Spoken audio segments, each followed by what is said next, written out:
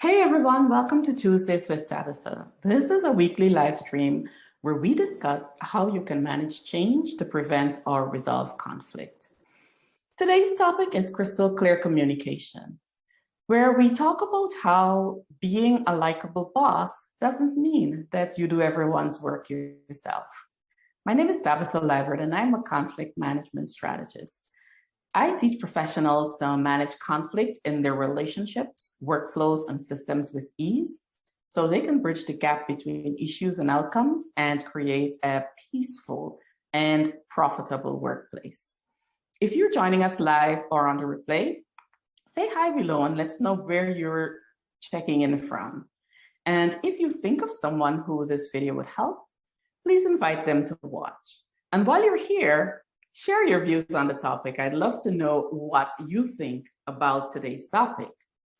Now, recently we've been discussing quiet quitting and quiet firing. We've been discussing it, and sometimes it feels like the whole world has been talking about it.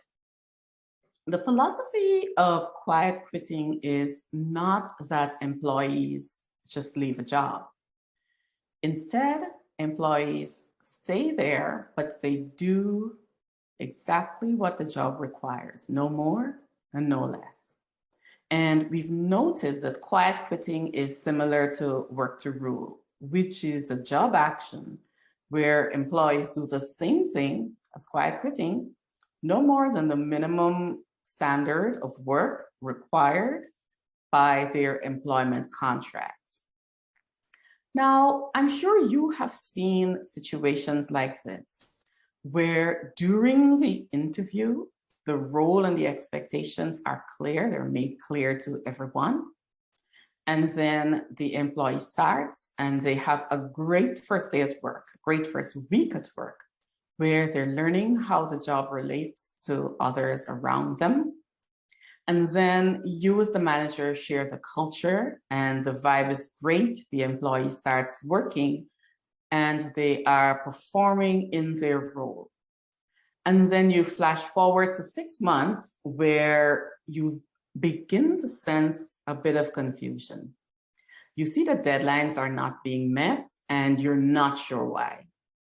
Everyone is in that zone of politeness where when you ask, they say all is well, but you realize that they're not really talking to each other. Instead, everyone is referring to you and checking in with you for information and for directions. Now, the one thing that you know is that no work means no results, and no results often means no revenue. And so you may instinctively lean in and start to help the team to communicate, help them by giving directions, helping by connecting team members with each other. And what happens is that you then step out of your role and you end up doing their work instead of yours. My friend, this is what organizational conflict looks like. Organizational conflict is conflict stemming either from workplace roles or workplace relationships. Now, you might think that it's better not to intervene verbally in a situation like that because you feel that it is better for the team to build workplace relationships with each other. Or you might want to see how they themselves will solve their way around the problem so that you can look at their problem-solving skills. Also, you might be a little concerned that if you intervene, you will not be liked because of the manner that you speak with them, because we're human and we all have a desire to be genuinely liked by the people we manage. And so you might be concerned that intervening may, in some ways, cause the team to feel differently about you. Well, avoiding hard discussions in order to preserve relationships is just going to make you end up shouldering the responsibility for work that you should be delegating to your team. And my friend, in a situation like that, the best approach to this problem is to find the root cause of organizational conflict and to resolve or manage it. Sometimes we prefer being a leader who is more loved than feared.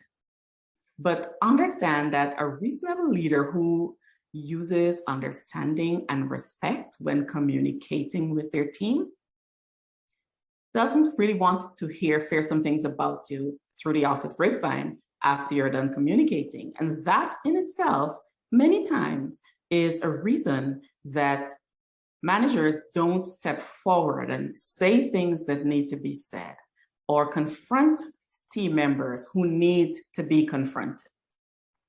But you can do that. You can do that in a way that your communication in conflict is crystal clear. And crystal clear in a way that you're not worried that the employees are going to dislike you. Well, what does that look like?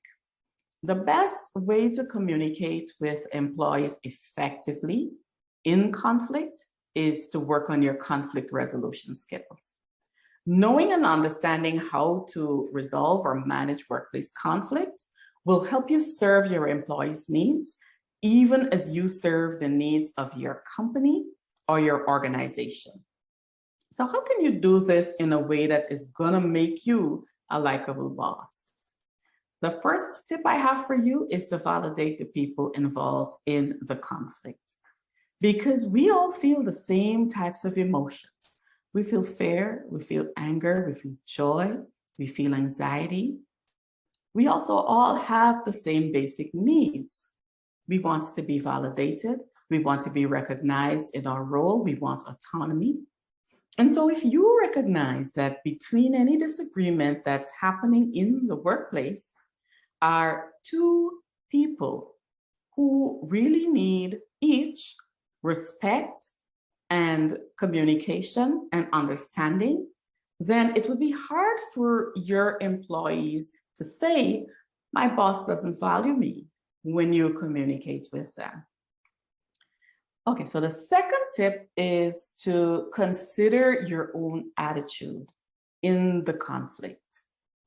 If you're in disagreement with someone else, ask yourself what you want from the interaction. Do you want to see the other people punished? Or do you want to win and be right? Or do you just want the conflict resolved and want the best for everyone? And if that is the case, if you want the conflict resolved in a way that is best for everyone, do your best to take a neutral approach in the conflict. So you're gonna put your own attitude in neutral after you validated the employee or employees and you are ready to approach the way you speak. And the third tip for you is to suspend your own viewpoint when you're considering what is happening.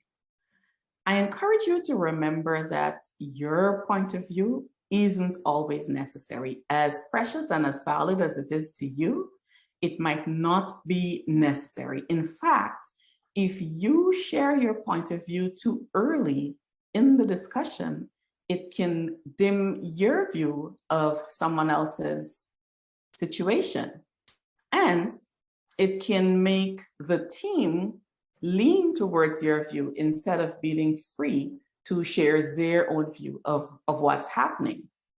So remember that suspending your views is not the same as dropping them or changing them. You're not changing your mind.